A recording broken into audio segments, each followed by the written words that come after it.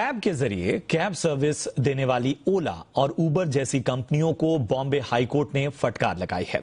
Court ने बिना licence के सर्विस देने के चलते ये फटकार लगाई है। कोर्ट ने ऐसे सभी कैब एग्रीगेटर्स को सर्विस जारी रखने के लिए 16 मार्च तक लाइसेंस के लिए आवेदन करने का निर्देश दिया है। तो लाइसेंस नहीं लिया तो बंद होगी सर्विस। जी हां, ओला उबर की ये एक नई मुश्किल है क्योंकि मामला लाइसेंसिंग से जुड़ा हुआ है। ऐप के जरिए कैब सर्विस देने वाली ओला और उबर जैसी कंपनियों को बॉम्बे हाई कोर्ट ने फटकार लगाई है। कोर्ट ने बिना लाइसेंस के सर्विस देने के चलते ये फटकार लगाई है। कोर्ट ने ऐसे सभी कैब एग्रीगेटर्स को सर्विस जारी रखने के लिए 16 मार्च तक आवेदन करने का निर्देश दिया है। और ये पूरा मामला दरअसल है क्या और इसका कैब सर्विस पर क्या असर होगा, हमारे साथ बताने के लिए जुड़ रही हैं जी मीडिया संवाददाता एकता सूरी। एकता, जरा आप बताएं कि क्या है ये पूरा मामला। जी बिल्कुल प्रशांत, अभी तक जो महाराष्ट्र में ओला उबर या कैब एग्रीगेटर्स की जो टैक्सीज चल रही हैं वो टूरिस्ट परमिट पर चल रही हैं।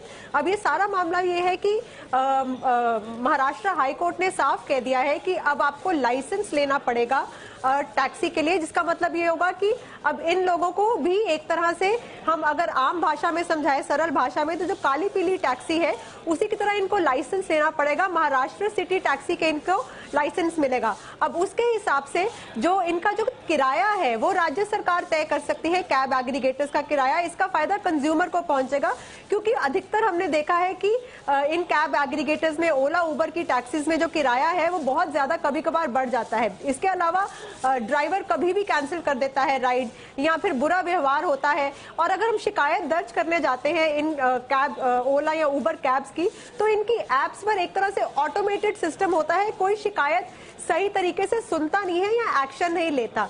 जब ये लोग लाइसेंस लेंगे तो इसका फायदा कंज्यूमर को ये पहुंचेगा कि अगर कहीं किराया मन माफिक बड़ा दिख रहा है या फिर कोई बुरा बर्ताव या बुरी सर्विस दिख रही है, तो एक तरह से वो क्योंकि इस लाइसेंस के तहत साफ है, केंद्र सरकार ने साफ कहा है कि अब इन कैब एग्रीगेटर्स को हेल्पलाइन सेंटर रखना पड़ेगा, जिसका मतलब ये कि कंज्यूमर जब शिकायत करेगा तो एक्शन लेने के जो चांसेस हैं वो बढ़ सकते हैं जी। इसके अलावा ये भी देखा गया है कि ये जो कैब्स है, चाहे ओला हो चाहे उबर हो, ये टूरिस्ट परमिट के साथ चल रही हैं, जिस वजह से महाराष्ट्र हाई कोर्ट के लिए एक तरह से इन्होंने ये साफ कहा कि ये लॉ फॉलो हो ही नहीं रहा। जब सेंटर ने साफ कर दिया है, एक गाइडलाइंस जारी कर दी है कैब एग्रीगेटर्स के लिए, तो राज्य सरकार को ये निर्देश दिया है कि 9 मार्च तक एक गाइडलाइन जो है वो जारी कर दी जाए जिसमें कि कैसे लाइसेंस लेना है, और 16 मार्च तक इन टैक्सी कैब एग्रीगेटर्स को लाइसेंस लेना पड़ेगा, नहीं तो सर्विस रद्द कर दी जाए। बिल्कुल बिल्कुल, बहुत बहुत शुक्रिया करेंगे एकता आपका इस अहम जानकारी के लिए।